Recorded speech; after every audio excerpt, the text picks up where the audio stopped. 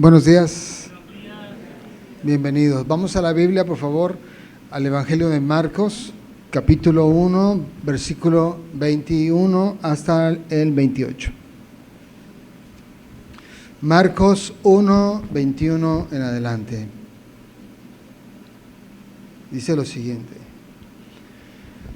y entraron en Capernaum, y los días de reposo, entrando en la sinagoga, enseñaba, y se admiraban de su doctrina, porque les enseñaba como quien tiene autoridad y no como los escribas.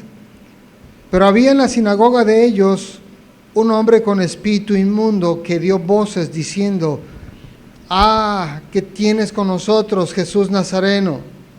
¿Has venido para destruirnos? Sé quién eres, el Santo de Dios. Pero Jesús le reprendió diciendo: cállate y sal de él. Y el espíritu inmundo, sacudiéndole con violencia y clamando a gran voz, salió de él. Y todos se asombraron, de tal manera que discutían entre sí, diciendo: ¿qué es esto?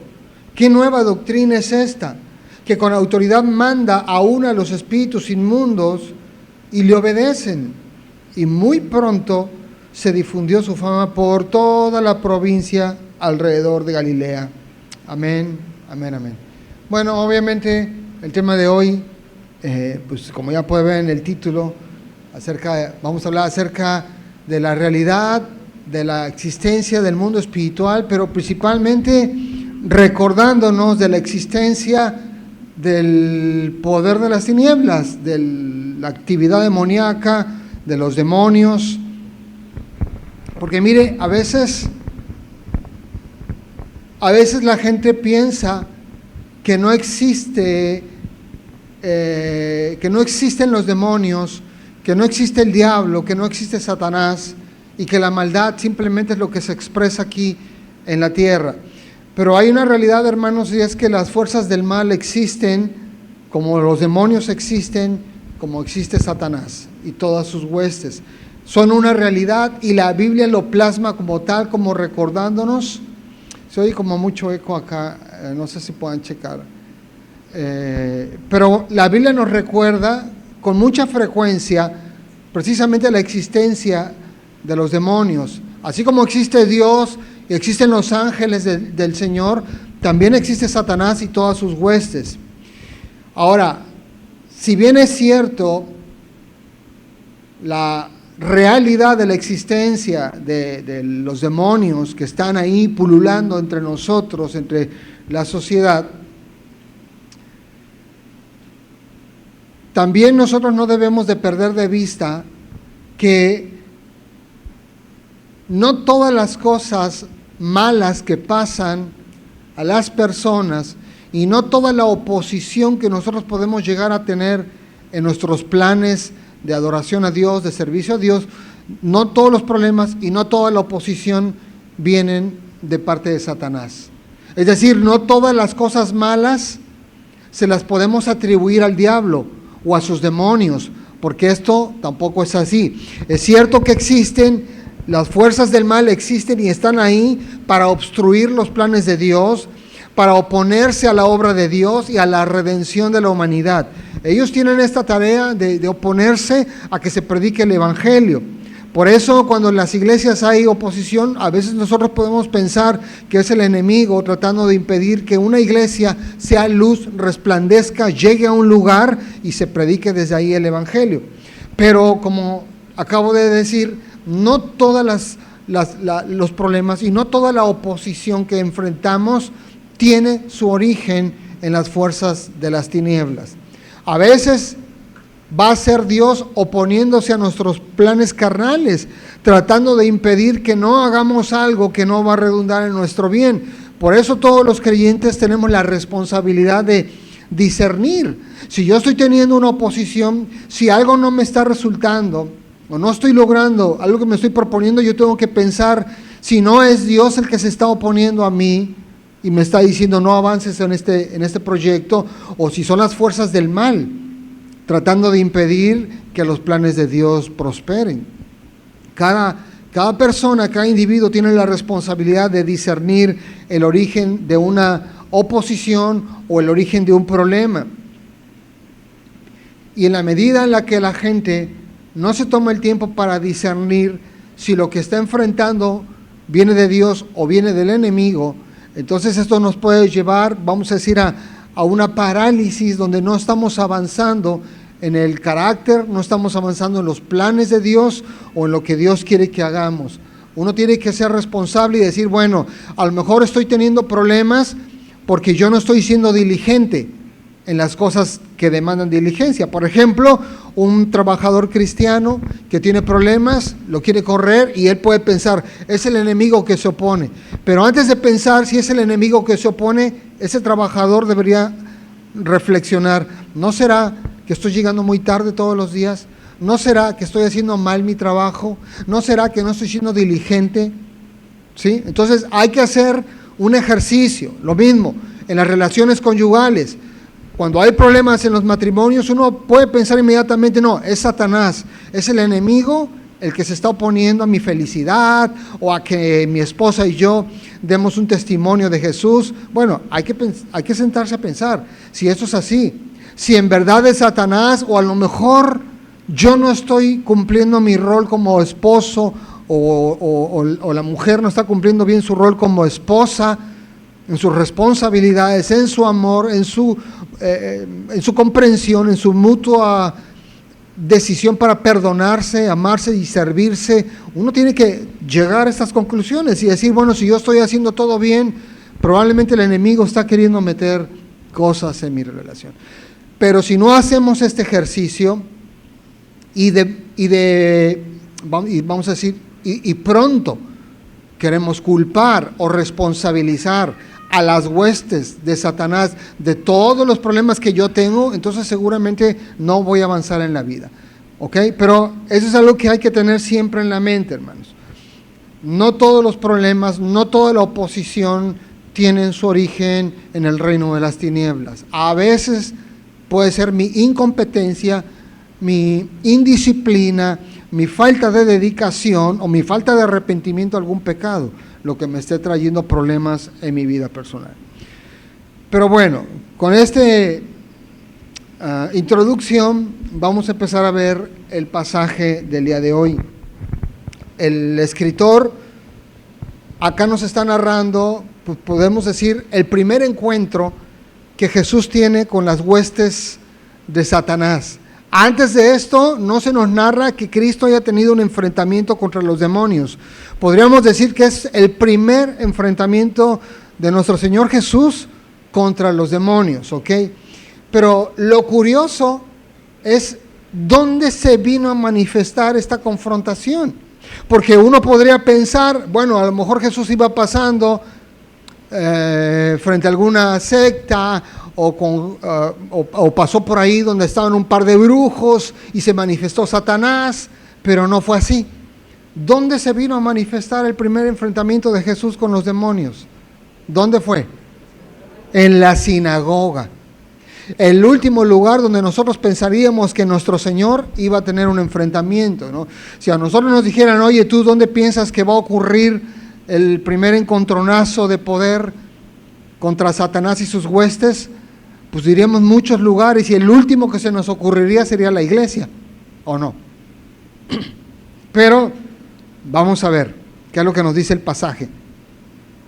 Vamos al versículo 21.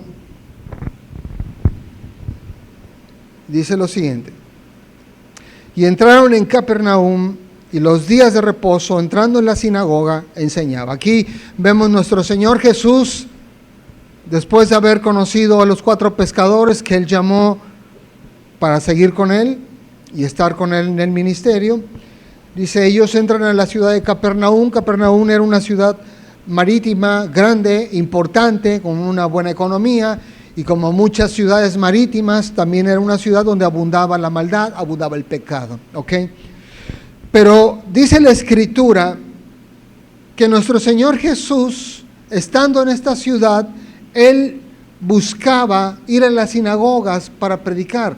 Todos los días de reposo, es decir, todos los sábados, Cristo tenía en su agenda anotado asistir a la sinagoga.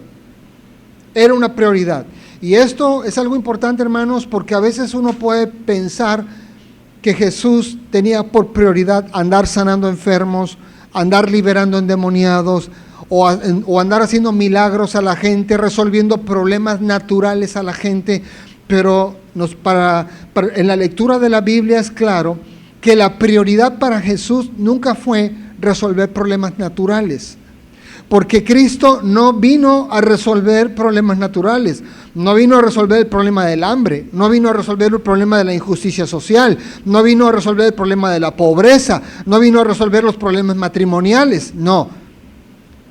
Si nosotros nos vamos a Mateo 18:11, nos vamos a dar cuenta que Jesús vino a una cosa muy específica: buscar y salvar lo que se había perdido. Jesús vino a buscar y a salvar lo que se había perdido. ¿Qué fue lo que se había perdido? La comunión de Dios con los hombres.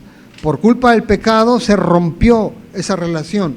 Así que Jesús viene para reconciliar a Dios con los hombres nuevamente. Ese fue el objetivo por el cual Dios se encarnó, el Hijo de Dios se encarnó. Pero veamos, no tuvo nunca por propósito venir a resolver problemas naturales, ¿ok? Así que Cristo tenía clara cuál era su misión. Él tenía por prioridad predicar el Evangelio, predicar las buenas nuevas de salvación. Así que en su agenda, todos los sábados, él buscaba dónde estaba la sinagoga y ahí se metía ¿a qué? A predicar.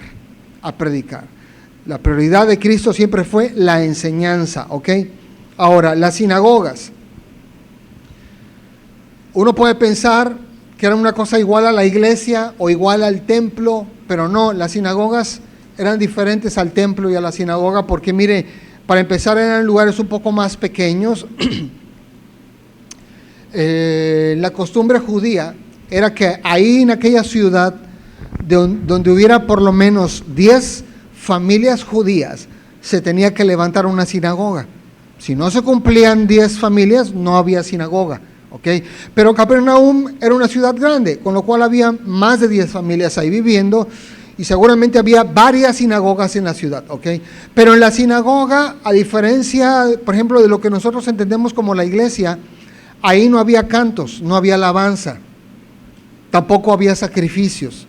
En la sinagoga solo se dedicaban un par de actividades. Uno era la lectura de la Biblia, pasaba alguien, se leía un pasaje y otro judío pasaba para explicar el pasaje, para predicar el pasaje. Era todo lo que se hacía en la sinagoga. Lectura bíblica y predicación, nada más, ¿ok? Ahora, en la sinagoga había un responsable, una persona a cargo de ella, pero la persona responsable no predicaba todos los sábados. No es como en la iglesia, que hay un pastor principal y que generalmente lo van a ver predicando a él con mayor frecuencia. No, en la sinagoga no era así. Si había un responsable, él delegaba la enseñanza entre los hermanos que se congregaban. O si estaba de visita algún maestro, algún rabino, se le invitaba a pasar para predicar o para dar una palabra al pueblo. Era un lugar, un centro básicamente de enseñanza, ¿ok? Ahora, ahí asistía nuestro Señor Jesús. Ahí asistía Cristo para predicar y estar enseñando, pues, la verdad de Dios, ¿ok? Dice el versículo 22, y se admiraban de su doctrina, es decir, de la enseñanza de Cristo, porque les enseñaba como quien tiene autoridad y no como los escribas. ¿Pueden subir un poquito, por favor? O ecualizarlo un poco diferente, no sé. Dice, se admiraban de su doctrina, porque les enseñaba como quien tiene autoridad y no como los escribas. Así que dice la Escritura que la gente que estaba ahí en la sinagoga sentada, las 10, 15, 20 familias que estaban ahí reunidas, escuchaban a Jesús predicar. Dice, pero pasaba algo muy curioso. Cuando ellos estaban sentados escuchando la predicación de Jesús, se admiraban de la enseñanza. Se asombraban de la enseñanza. Dice, porque Jesús enseñaba como alguien que tiene autoridad, no como los escribas. ¿Cuál era la gran diferencia? Mire, Jesús tenía una gran autoridad para predicar porque él vivía lo que predicaba. Vivía lo que predicaba. Además, él predicaba con una completa convicción de cada palabra que él decía a la gente. Otra diferencia en la enseñanza de Jesús con la enseñanza de los escribas o de los fariseos.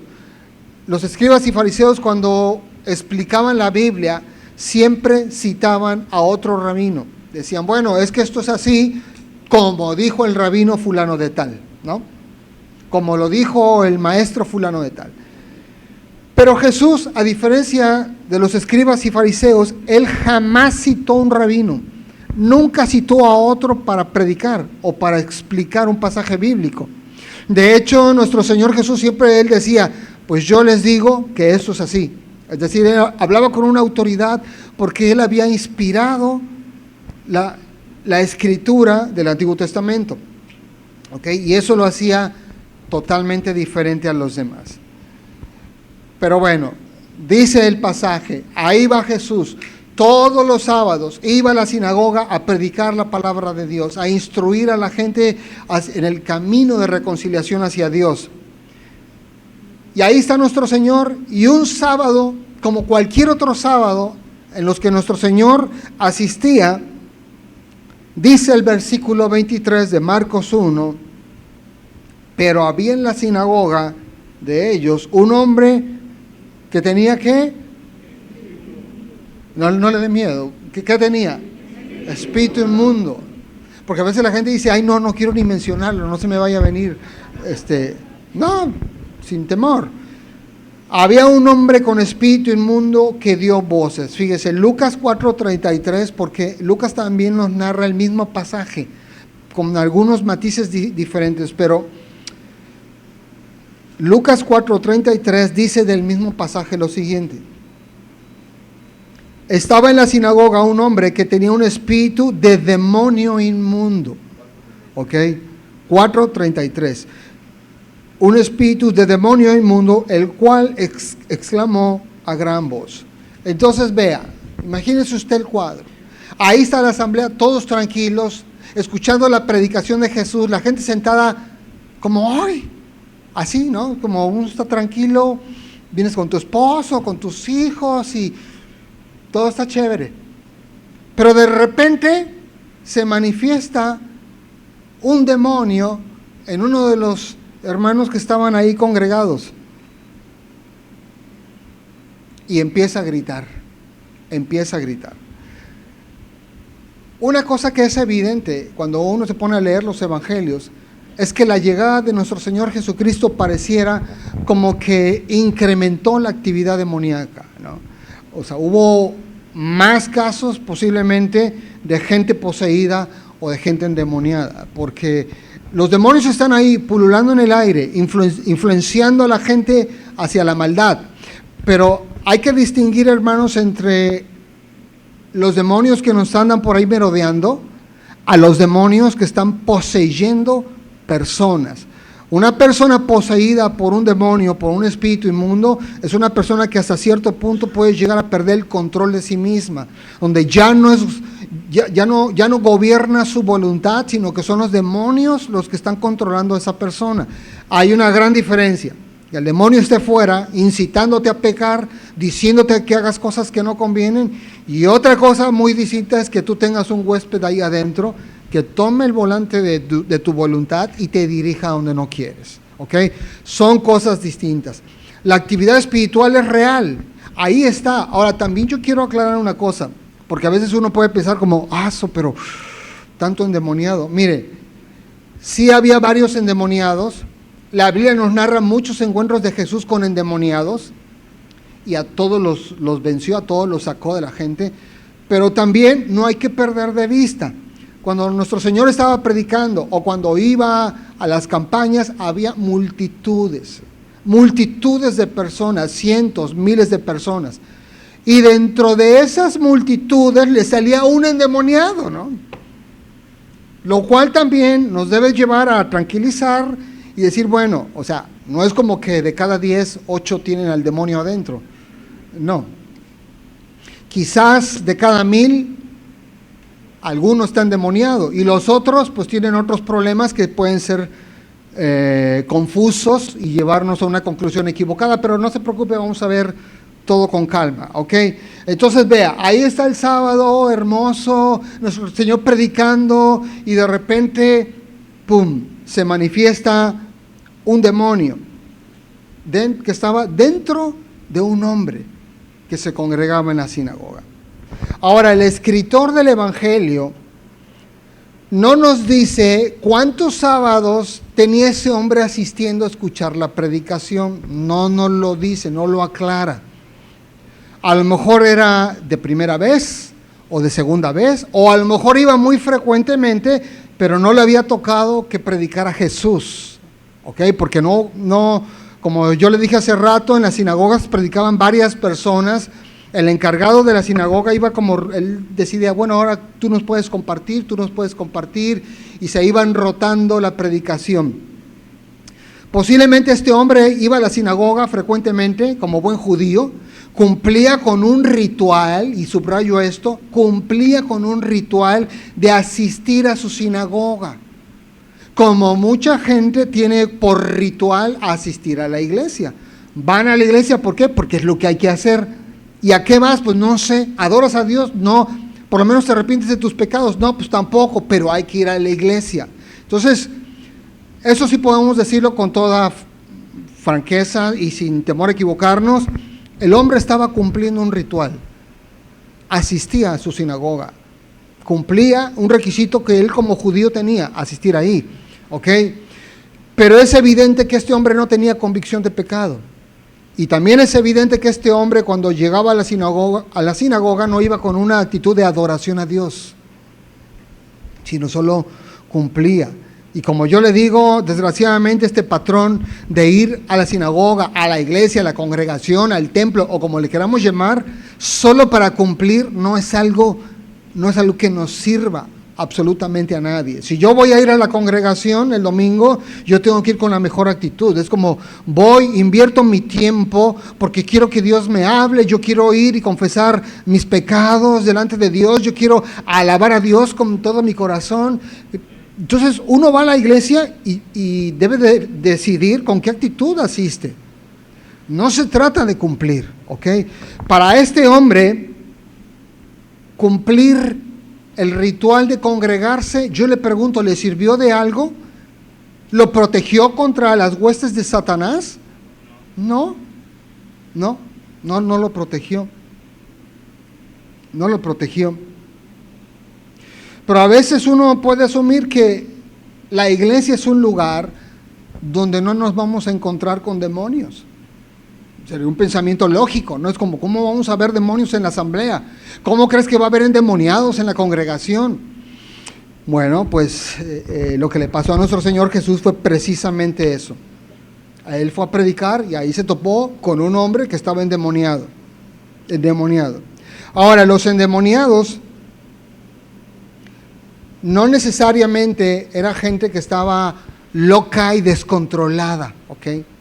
Los que estaban poseídos por un demonio, repito, no necesariamente se manifestaban con locura todo el tiempo. De hecho, en la Biblia se separa, ¿no?, la gente que estaba enferma mental de la gente que estaba endemoniada. Y no solo esto es válido para lo que ocurrió allá en la era de Jesús, sino que también es válido para nuestros días. Hoy yo me puedo topar con una persona que tiene un problema mental, un problema psicológico, que a lo mejor le falta o litio o níquel o algún elemento, y entonces tiene una conducta aberrante y mala, pero no porque esté endemoniado, sino porque le falta Centrum o algún otro multivitamínico, no sé, algún mineral, pues, de esos de los que te ayudan a estar tranquilo, ¿no? Pero hay que distinguir, porque no toda la actividad irracional tiene su origen en un demonio viviendo dentro de la persona, ¿ok?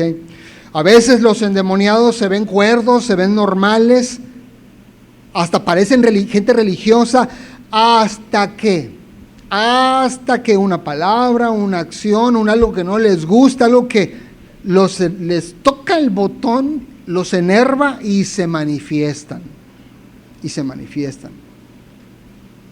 El hombre del pasaje, él estaba tranquilo, hermanos. Ahora, ¿por qué afirmamos que él estaba tranquilo? Porque si él hubiera estado como el endemoniado gadareno, los sugieres no lo hubieran dejado pasar. No lo hubieran dejado pasar. Los sugieres también, nuestros amados hermanos, cumplen esa función.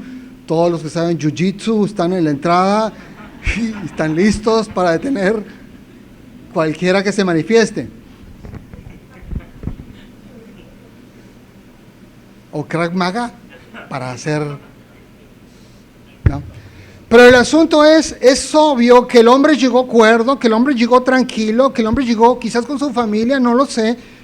Por eso él pasó como si nada, llegó, se sentó y dijo, no, yo quiero donde me dé el clima, y ahí estaba bien tranquilo.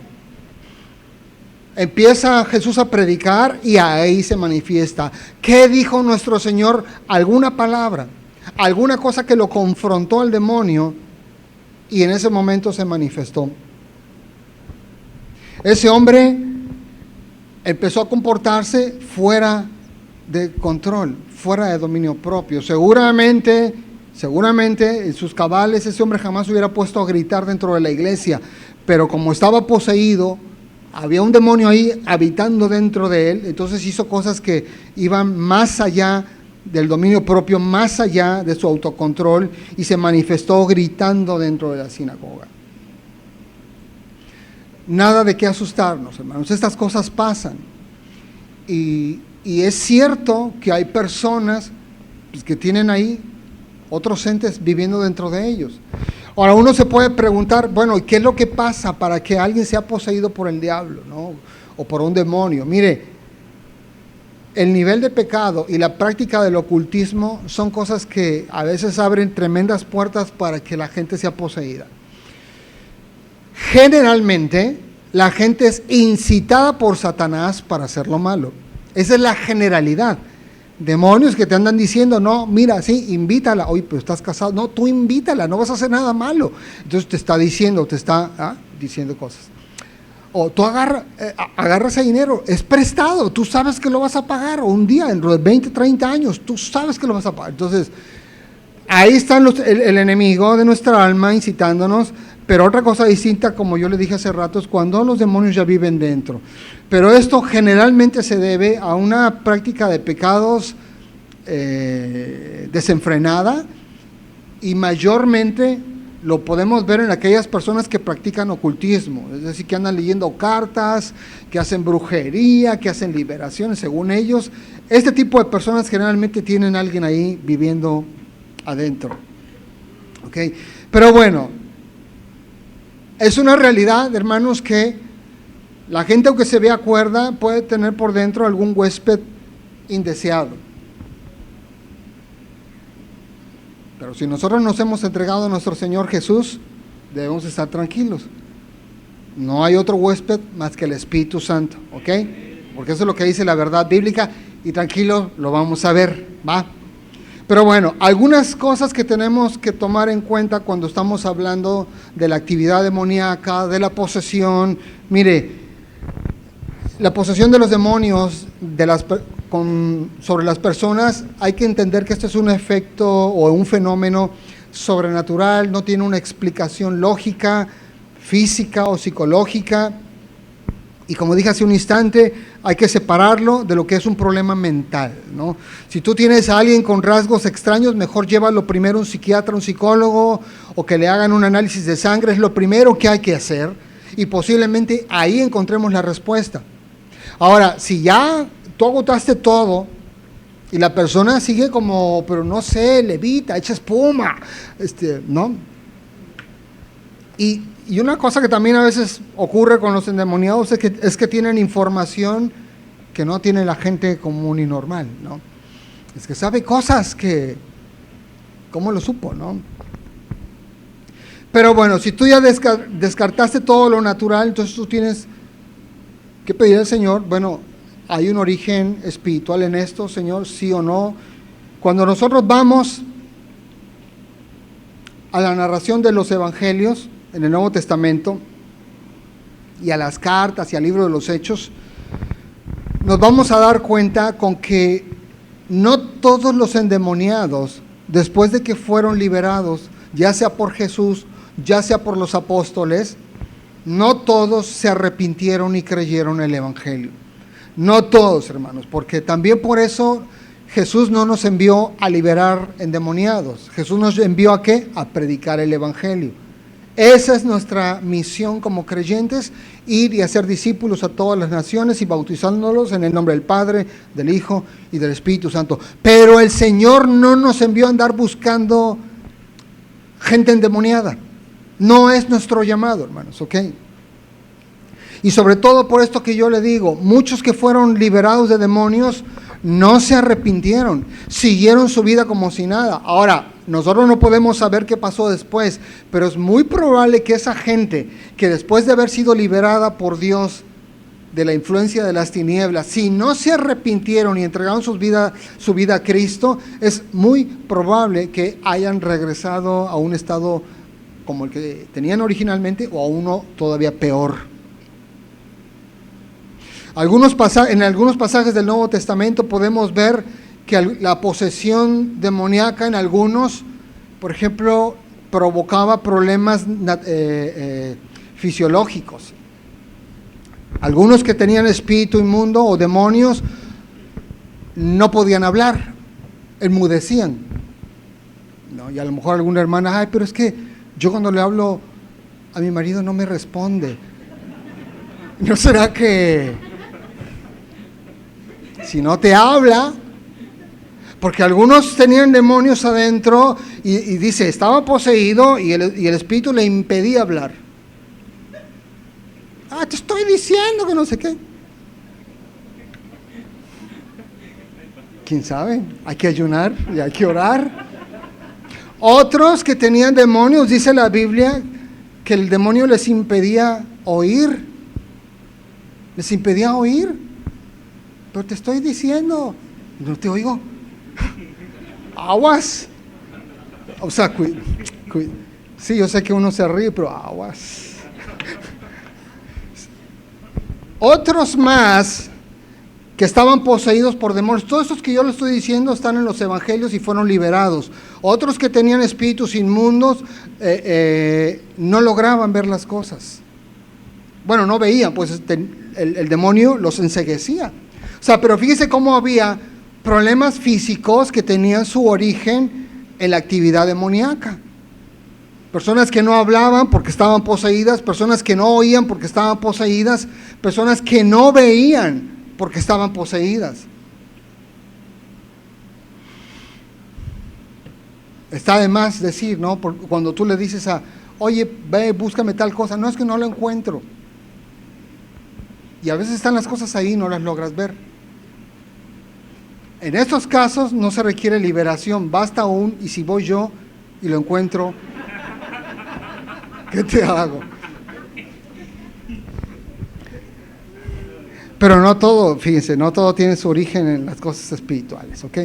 Pero veamos, entonces, ¿hay demonios que pueden llegar a provocar un problema físico? Sí, pero yo creo que la cosa más interesante es cuando la actividad de los demonios en la vida de la gente los lleva a actuar con maldad. Eso yo creo que es todavía peor. Y el ejemplo esencial lo tenemos en Judas, uno de los 12 discípulos de nuestro Señor Jesús. No lo busque, pero en Lucas 22:3 dice que Satanás entró en Judas. Entró, es decir, lo poseyó, estuvo en él. Sin embargo, Judas, cuando nosotros vemos en la historia bíblica, él no anduvo con nuestro Señor Jesús manifestándose como loco, no anduvo como gadareno, no anduvo gritando, ¿ok? No se arañaba, no actuaba de manera irracional. Lucas era un hombre que se comportaba con total coherencia, cuerdo, parecía discípulo del Señor, de hecho pertenecía al cuerpo de los 12.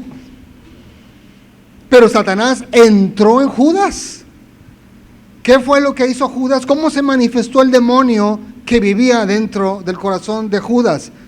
Actuando con maldad. Actuando con maldad. Y ahí, hermanos, es muy fino.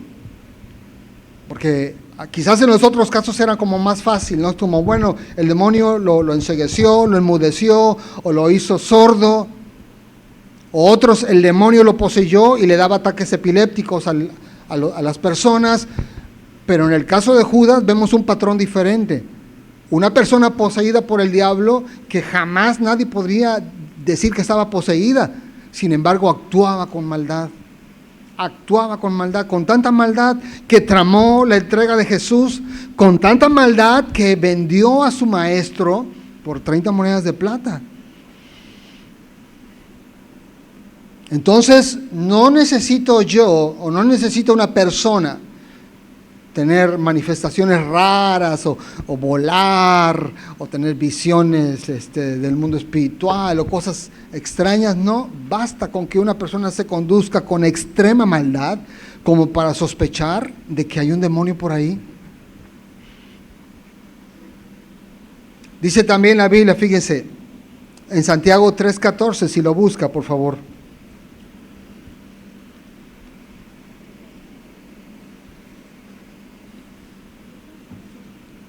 Santiago 3:14. Dice, pero si tienen celos amargos y contención en el corazón, no se jacten ni mientan contra la verdad. Porque esta sabiduría no es la que desciende de lo alto, sino terrenal, animal, diabólica. Porque donde hay celos, es decir, envidia del bienestar del prójimo, y contención, es decir, disputas, contiendas, rebeliones, allí hay perturbación y toda obra perversa. Mire, esa es una manifestación más sutil del enemigo en la vida de la gente.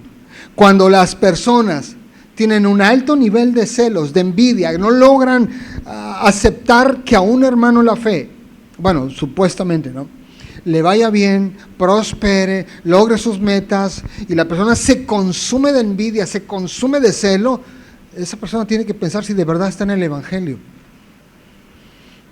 Uno tiene que reflexionar, si yo no soporto ver el éxito de otro, o sea, porque me consumo de coraje, ¿cómo es que le va bien? Pero ¿por qué quedó campeona tal selección? Tenía que ser la mexicana. Entonces, si yo no logro ver con paz y tranquilidad que a alguien le empieza a ir mejor, tengo que sentarme y decir, ¿de verdad estoy en el Señor? Si yo soy una persona que tiende a la contención, a la disputa, a la contienda, estoy peleando todo el tiempo, soy rebelde, a todo me opongo, todo lo critico, todo lo murmuro, ando empatando enemistad entre los hermanos, pues cuidado, porque ese es un proceder perverso. Dice la Escritura, allí hay perturbación y toda obra perversa. Y hermanos, donde hay esto, no puede estar el Señor. Donde hay perturbación y toda obra perversa, donde hay sabiduría diabólica, no puede estar el Señor.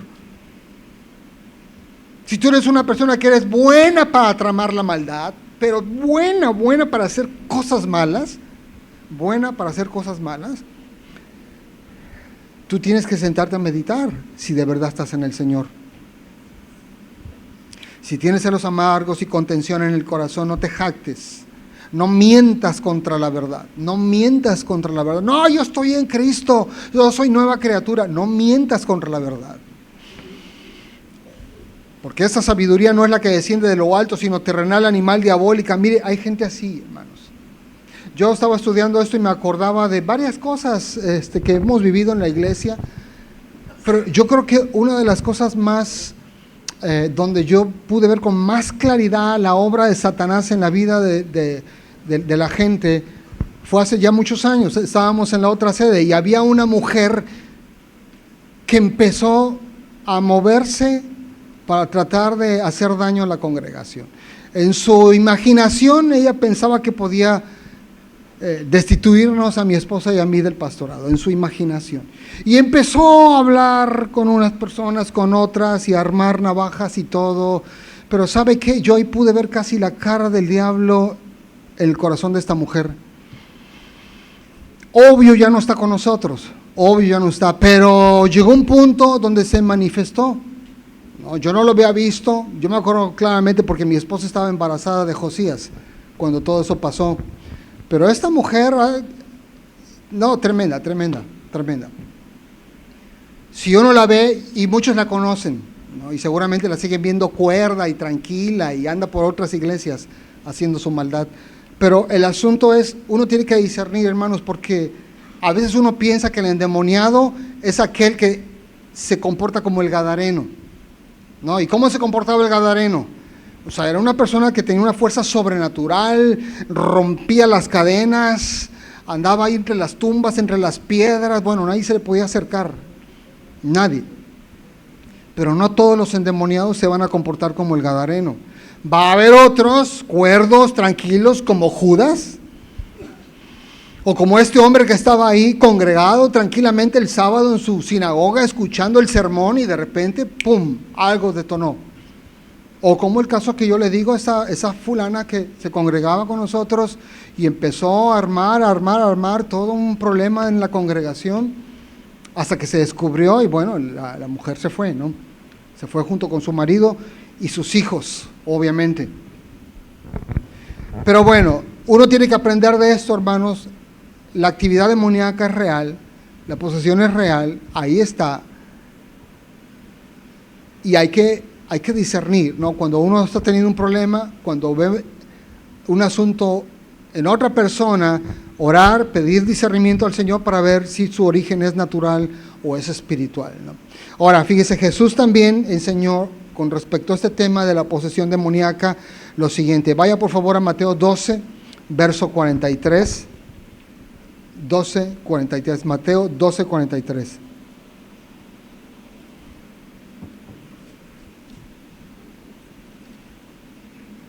Dice, cuando el espíritu inmundo sale del hombre, anda por lugares secos buscando reposo y no lo halla. Entonces dice, volveré a mi casa de donde salí, y cuando llega la halla desocupada, barrida y adornada. Entonces va y toma consigo otros 7 espíritus peores que él, y entrados moran allí. Y el postrer estado de aquel hombre viene a ser peor que el primero. Así también acontecerá a esta mala generación. ¿Qué es lo que nos está enseñando Jesús aquí? Mire, Cristo no nos dice por qué ese espíritu inmundo sale de la casa. Dice, el espíritu inmundo sale del hombre. O sea, nos está hablando de un demonio que estaba en el corazón de una persona. Dice, pero ese demonio sale del hombre. ¿Por qué sale? Mire, lo más probable es que la salida de este demonio se deba a los intentos de regeneración moral que a veces la gente tiene, pero sin entregar su vida a Jesús. Hay mucha gente que a veces dice, no, yo ya quiero cambiar, quiero dejar del pecado, quiero dejar la maldad y voy a hacer ajustes en mi vida, pero no se rinden a Dios. Dios no está dentro de su ecuación, no está en sus planes, simplemente quieren ser mejores personas. Cuando la gente tiene esta motivación de ser gente moral, gente recta, gente educada, y se regeneran, podemos decir que ocurre lo que Jesús está narrando aquí. El demonio sale, anda por ahí pululando, no encuentra reposo y dice, pero ¿qué hago acá afuera? Si estaba tan padre ahí en el corazón del... Entonces dice, toma otros 7 espíritus peores y juntos van y se meten al corazón del hombre. Yo cuando veo la lectura, cuando veo lo que Jesús enseña, no nos dice que hay resistencia. El demonio y los 7 peores se meten como Juan por su casa, dicen, ¿no? Tranquilamente. Nadie les resiste.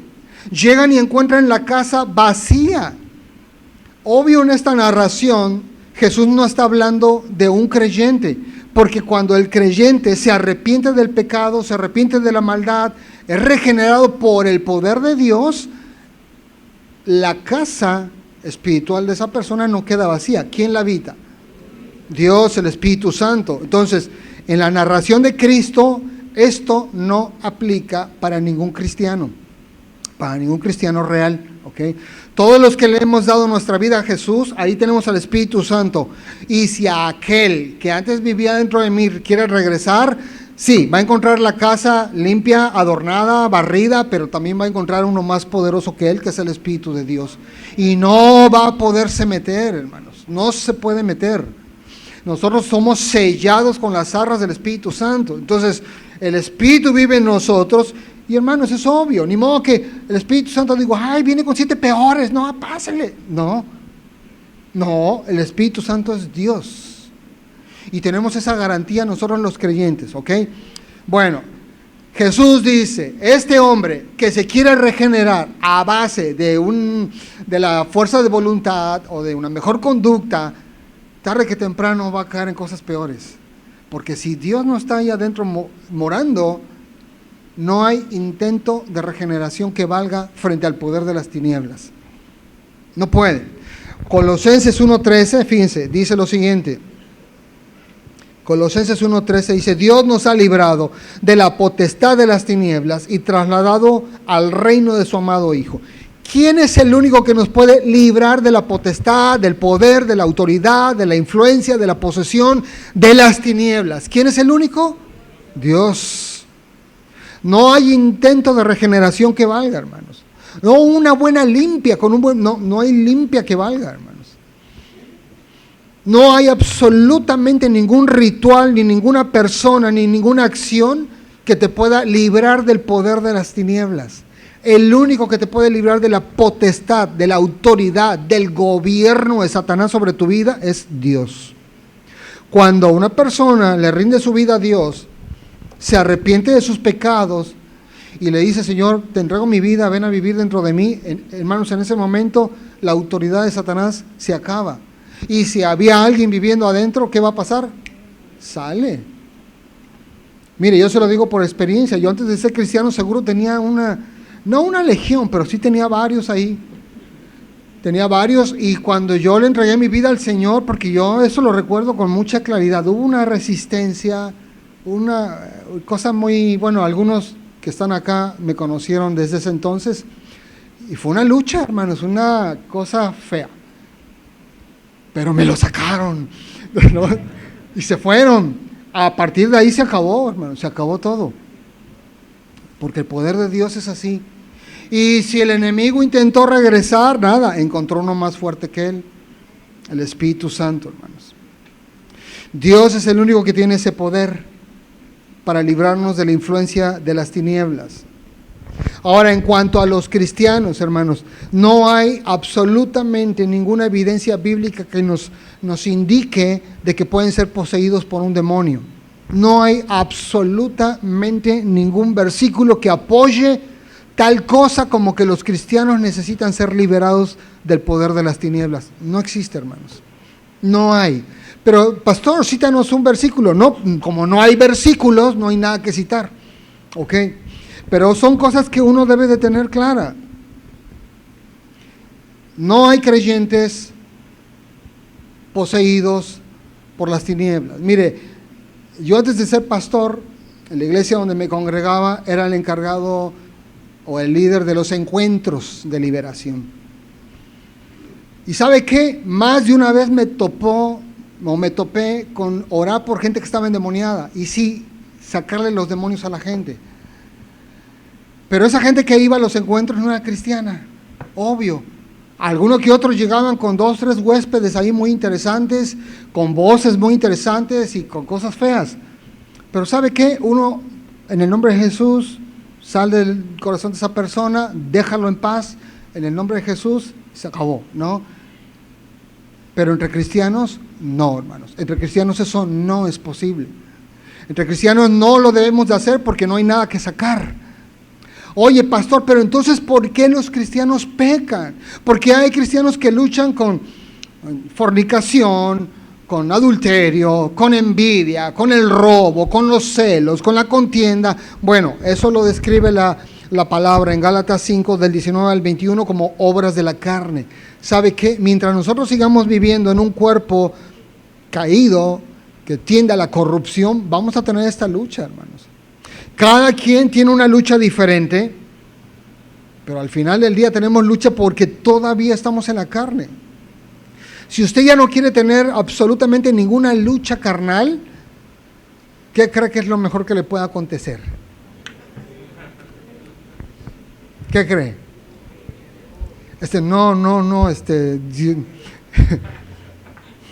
Pues ir al reino de Dios, ahí se acaba todo, ¿ok? Pero si usted dice, no, pero yo todavía quiero evangelizar y predicar, ¿no? Entonces, tiene que entender que va a haber lucha todavía en su vida, va a batallar con la debilidad. Pero lo último que debemos de pensar es, oye, pastor, ¿y no será que tengo un demonio? Porque mire, yo estoy batallando con esto. No, hay que ver qué cosas en tu carne o en tu trasfondo, lo que sea, te están incitando a caer en un determinado pecado. Y básicamente te tienes que arrepentir, ¿no? Es decir, Señor, yo no quiero caer en esto, ayúdame a vencer esta debilidad y buscar con la palabra de Dios cosas que te alimenten, que te fortalezcan, ¿ok?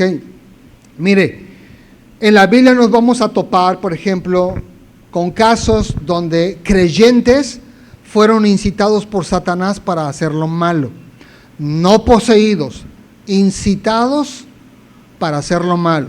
Por ejemplo, el rey David. El rey David, dice la Biblia, que él fue incitado por el enemigo para hacer un censo, algo que a Dios no le gustó, a Dios no le agradó, pero no es que fue poseído, simplemente algo estaba ahí diciéndole, tú haz esto, y aunque el rey David tenía advertencias de no hacerlo, dijo, pues lo voy a hacer. ¿Podemos los creyentes terminar haciendo algo por incitación de Satanás? Sí, puede ser. Ahí lo vemos en el ejemplo del rey David. ¿Qué otro ejemplo? Zafira y Ananías. Estos se convirtieron a Cristo, llegaron a la iglesia. Cuando vieron que mucha gente empezaba a ser generosa, vendía sus terrenos y todo y entregaba todo, ellos dijeron, nosotros también queremos pasar como generosos. Vendieron un terreno, pero dieron una parte nada más. Y el problema no era dar una parte, sino que cuando ellos llegan con los apóstoles les dicen, no, ahí está todo, no crean que me quede con algo. Es decir, estaban buscando una imagen de comprometidos, de gente generosa que no era real. Dice la Escritura que estos dos murieron instantáneamente, pero no se fueron al infierno, se fueron a la presencia de Dios. ¿Por qué? Porque también en la narración bíblica nosotros vemos que fueron incitados por Satanás para hacer algo que no convenía. Entonces, aclarando, los creyentes no podemos ser poseídos, podemos recibir influencia del enemigo, sí, pero por eso es nuestra responsabilidad mantenernos en comunión con Dios, en oración, en la palabra de Dios, en coinonía con los hermanos, llegando a la iglesia, exponiéndonos a la predicación, porque todo eso, hermanos, nos ayuda para estar limpiando nuestras vidas, arrepintiéndonos de cosas y guardar el camino, ¿ok? Los únicos entonces que pueden ser poseídos son los que no están en Cristo, ¿ok? Así que, ya como, va. Dice nuestro pasaje que se manifiesta ese demonio, ¿no? Entonces, pero dice el versículo 24 de Marcos 1, cuando el demonio da voces, empieza a gritar, ¿qué tienes con nosotros, Jesús Nazareno? ¿Has venido para destruirnos? Sé quién eres. Y mire, yo aquí quiero destacar un par de cosas interesantes.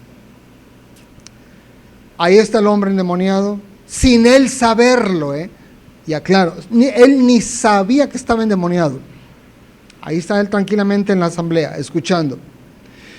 Pero cuando el demonio se manifiesta, dice varias cosas que a nosotros nos muestran cómo los demonios muchas veces tienen un conocimiento de ciertas doctrinas con tanta exactitud que a veces ni los creyentes tienen. O sea, porque el demonio le dice, ¿qué tienes con nosotros, Jesús Nazareno? ¿Has venido para destruirnos? Lo primero que observamos en las palabras de este demonio hablándole a Jesús es que los demonios tienen clara la omnipotencia de Cristo. Fíjese cómo el demonio le dice, ¿qué tienes con nosotros? Has venido para destruirnos, lo cual implica que el demonio está aceptando que Cristo tiene el poder para destruir a los demonios. Porque el demonio no le dijo, ¿has venido para echarnos un tiro? No dijo eso, ¿verdad? No le dijo, pues órale, ponle. No, tampoco. El demonio dijo claramente algo, ¿has venido para destruirnos? Está aceptando de una manera tácita que Cristo tiene el poder para destruir los demonios. Ellos lo tienen claro. El problema es que a veces uno duda, es como, ¿será Dios Que me puedas proteger de la bruja, que me puedas proteger, sí, del 71, porque quién sabe qué cosas practique, ¿no? Y uno tiene temor de la hechicería, de la brujería y de la actividad espiritual, cuando los demonios, ellos dicen, no, Él nos puede destruir, y los creyentes dudando del poder de Dios. ¿No se le hace eso como incongruente? Para los demonios era clara la omnipotencia de Jesús, a tal grado que los podía destruir. Mire, Primera de Juan 5:18, Primera de Juan 5:18, en palabra de Dios para todos, dice lo siguiente.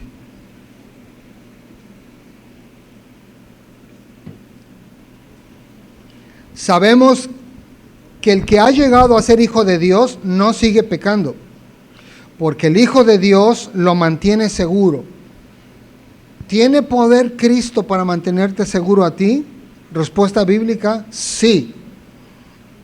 Y el maligno, continúo con 1 Juan 5:18, dice, y el maligno no le puede hacer daño. A ver, ¿qué te puede hacer la brujería del vecino?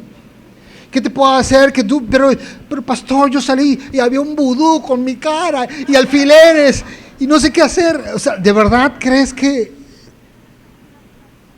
el muñequito, ¿cómo le llaman esos muñequitos que están de moda, que hacen de todo? El furcio,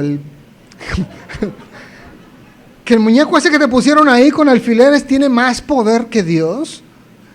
Los demonios tienen claro, Jesús es omnipotente, Él nos puede destruir. Y hermano, nosotros dudando. Digo, para vergüenza de los creyentes debería ser esto, ¿no? Es como, eso no puede ser. Si ellos creen en la omnipotencia de Dios, ¿cuánto más nosotros, hermanos? Es como, Señor, yo creo, tú me mantienes seguro y el maligno no puede hacerme daño, Señor. No, pero es que se están juntando y no, el maligno no puede hacerme daño.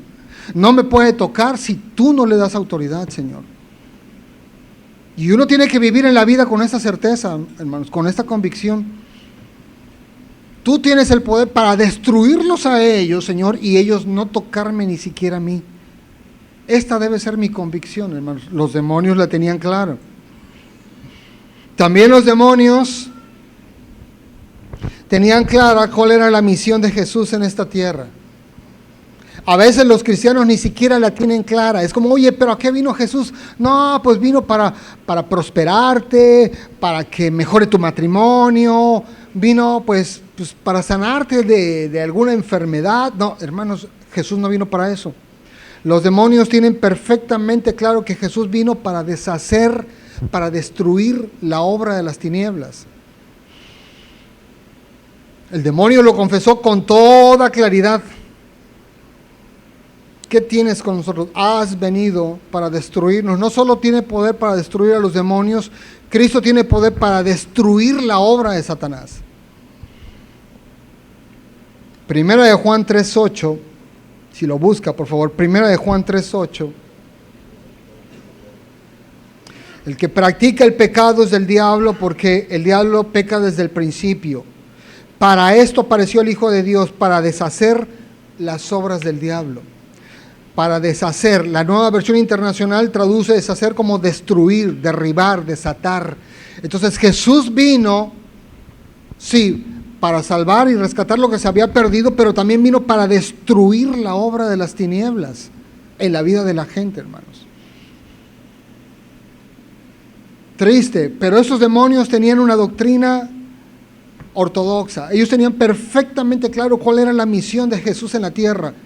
Y los creyentes, ¿a qué vino Jesús? No, pues no sé, espérame, le escribo en el WhatsApp a mi pastor. ¿A qué vino Jesús? Me están preguntando. ¿Se imagina usted eso? Tenían clara la misión de Cristo. Además, no solo tenían clara la misión y la omnipotencia de Cristo, sino que los demonios tenían clara la identidad de Jesús. Ellos no dudaban ni un gramo de quién era Jesús. Fíjense, volvamos nuevamente a las palabras del demonio ese que estaba ahí. ¿Qué tienes con nosotros, Jesús Nazareno? ¿Has venido para destruirnos? Sé quién eres, el Santo de Dios. Sé quién eres. Y los creyentes, no, bueno, es que no sé si Jesús pues fue un buen maestro, un buen predicador, pues a lo mejor era un profeta, ¿no? Oye, pero ¿Jesús es Dios? Bueno, no estoy seguro, no estoy seguro. ¿Se imagina usted? La gente que está buscando a Cristo no tiene certeza de la identidad de su Señor, pero los demonios la tienen clara. Sé quién eres, Él es el Santo de Dios. Mire, si alguien iba a sacar beca y salir exento en el seminario bíblico, iba a ser un demonio. Son los que tienen la mejor doctrina, la más clara, mejor que uno. Pero nosotros debemos crecer en esto, hermanos, porque si los creyentes, si los demonios, tienen claros algunos conceptos o algunas doctrinas esenciales, nosotros los creyentes debemos de crecer también en eso e ir a más, aumentar nuestro nivel de convicción. Por eso un hijo de Dios no debe de tener miedo de los demonios, no debe de tener miedo de la actividad espiritual que está por ahí pululando en medio de nosotros. No debemos de tener miedo. Además, 1 Juan 4:4 dice, mayor es el que está en nosotros. ¿Quién es el que está en nosotros? El Espíritu de Dios. Y entonces yo empiezo a empatar la promesa bíblica. A ver, el que está dentro de mí es mayor que el que está en el mundo, es mayor que Satanás. Y Dios me guarda, Dios me cuida y no permite que el maligno me haga daño. Yo debo de vivir mi vida cristiana con esa confianza. No, es que por eso yo no predico, es que por eso yo no evangelizo, por eso yo no hago cosas buenas, porque tengo miedo de que se me echen encima el reino de las tinieblas. Hermano, el reino de las tinieblas no puede hacerte nada. Si tú estás en Cristo, si tú estás en el Señor, mayor es el que está dentro de ti que el que está en el mundo. Así que tú puedes servirle a Dios con toda tranquilidad, con toda seguridad, sabiendo que Dios te cuida y Dios te protege. Amén. Dice el verso 26 de nuestro pasaje, y el espíritu inmundo, después de que Jesús le dijo, cállate y sal de él, dice, sacudiéndole con violencia y clamando a gran voz, salió de él. El demonio, podemos decir, hizo su berrinche. El Señor Jesús lo calla, le dice, cállate y sal de él. Y en ese momento, fíjese cómo no pudo resistir. Cristo le da una orden y el demonio no le quedó otra opción más que obedecer. Porque Jesús tiene autoridad sobre el mundo espiritual, sobre los demonios. El demonio agarra y sale del cuerpo de ese hombre. Intenta hacer daño, porque eso es así, hermanos. El enemigo nunca es feliz cuando se le expulsa de la vida de una persona. Siempre intenta hacer daño. Tú antes de estar en la cruz, o antes de estar en los caminos del Señor, si tenías algún huésped o no lo sé, pero sí tenías gente o entes cerca de ti. Pero cuando tú le entregaste tu vida a Cristo, en ese momento los demonios te tuvieron que dejar en paz, pero no fueron felices. Y siempre cuando uno empieza en el camino del Señor, los demonios que se tienen que ir se van y siempre nos quieren hacer daño, ¿no? Siempre nos quieren perjudicar porque no nos quieren perder. Pero sabe, en la experiencia uno se da cuenta que aun cuando los demonios se van queriendo lastimarnos, no nos logran dañar. No nos logran dañar. Es como cuando, por ejemplo, en la asamblea, si hay alguna persona que no tiene el Espíritu de Dios y está empezando a sembrar división, discordia y a causar problemas dentro de la iglesia y se le dice, usted se tiene que retirar de aquí, esa gente se va, pero siempre quiere hacer un daño.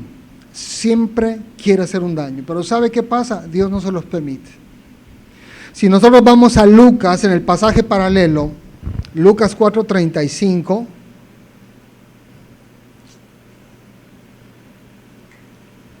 dice, Jesús le reprendió diciendo, cállate y sal de él. Y entonces el demonio, derribándole en medio de ellos, salió de él y no le hizo daño alguno. O sea, cierto es que la persona fue sacudida, cae al suelo, pero la Biblia dice claramente, no le hizo daño alguno. La intención de este demonio al salir era provocar un daño, como hacen muchos. Como si dijera el demonio, pues si no es mío, no es de nadie, ¿no? Pero ¿sabe qué? El poder de Dios nos guarda. Ese hombre que estaba ese día en la asamblea, cuando Jesús, que es Dios, le saca el demonio, Dios lo protege y no le logra hacer daño. Ahora, ¿qué pasó con ese hombre? ¿Se arrepintió, se entregó a Jesús, lo empezó a seguir? No lo sabemos.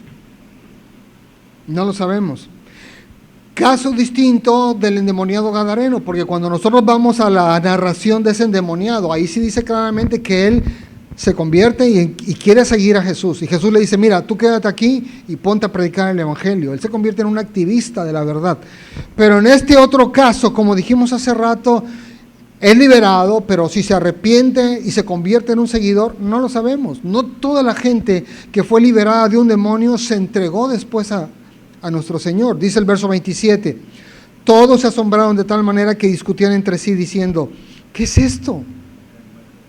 ¿Qué nueva doctrina es esta que con autoridad manda a los espíritus inmundos y le obedecen? La gente se maravillaba del poder de Jesús. La fama de Cristo empezó a extenderse por toda la región. Dice el verso 28, muy pronto se difundió su fama por toda la provincia alrededor de Galilea. La gente empezó a buscar más a Jesús, a volcarse tras él, ya no solo por su doctrina, sino que ellos veían con toda claridad que Cristo tenía plena autoridad sobre el reino de las tinieblas. Si había gente enferma, era sanada. Y si había gente endemoniada, era liberada del poder de las tinieblas. Amén. Pues bueno, para terminar, hermanos, solo quiero decir un último comentario. Los creyentes debemos de tener la plena certeza de que el enemigo no puede venir a nuestras vidas. No puede entrar a nuestro corazón, puesto que nuestra casa está barrida, adornada, pero habitada por el Espíritu Santo. Y el enemigo no nos puede hacer daño, hermanos. Así que hay que servirle a Dios y ser fieles a Él con la certeza y la confianza que nos da el saber que Dios nos protege, que el mayor está dentro nuestro y nos defiende del que está en el mundo. Amén. Vamos a orar, vamos a ponernos de pie.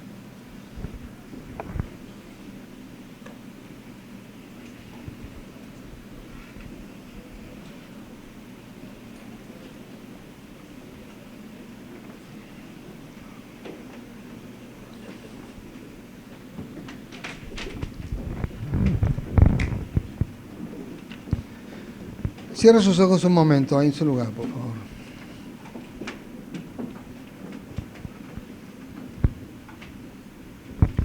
Señor, queremos darte gracias porque tú siembras en nuestro corazón esa certeza, esa seguridad, Señor, de que somos tus hijos, de que somos nuevas criaturas, de que todas las cosas viejas ya pasaron y aquí todas son hechas nuevas para nosotros. Gracias, Padre, por tus promesas. Gracias por tu cuidado, por la protección que recibimos de ti, Señor. Gracias porque tú no permites que Satanás venga a maldecirnos. No puede maldecirnos el enemigo. No puede hacernos daño el enemigo. Gracias te damos, Señor, porque te tenemos a ti, al único Dios vivo y verdadero de nuestro lado. Gracias, Padre Celestial. Gracias porque inmerecidamente nos regalas esta tremenda seguridad y esta protección, Señor. Padre, y queremos pedir que tú nos uses a cada uno de nosotros para llevar tu evangelio, Señor, para predicar incansablemente en nuestras familias, en nuestras colonias, en nuestros centros de trabajo, y que prediquemos con la seguridad de que las huestes de Satanás no pueden levantarse en contra nuestra. Podemos ser fieles a ti y servirte a ti, sabiendo que tú nos proteges, Señor, y que tú nos guardas. Yo te pido, Señor, por todos mis hermanos en la iglesia, en la asamblea, Señor. Si alguno está recibiendo oposición en su vida de parte del enemigo, yo te pido, Señor, que tú desbarates la obra de las tinieblas sobre cada uno de los que están aquí, Señor. Porque tú, Señor, no solo veniste a darnos salvación, sino también a destruir la influencia de las tinieblas sobre nuestras vidas sobre nuestra persona, sobre nuestras familias, sobre nuestros trabajos, sobre nuestra salud. Señor, te pedimos en esa confianza, Señor, ven y destruye la obra de Satanás que está sobre nuestras vidas, queriéndonos impedir que logremos tu llamado y lo que tú quieres para nosotros, Señor. Tú eres el mayor, Señor. Tú eres omnipotente, Dios. Y los demonios se sujetan a ti y se subordinan a ti, Señor. Todo lo creado, así lo visible como lo invisible, está completamente sujeto a ti, Señor. Gracias te damos por tu palabra, Señor, y gracias te damos también por tu instrucción. En el nombre de Jesús. Amén, amén. Dios les bendiga, hermanos. Amén.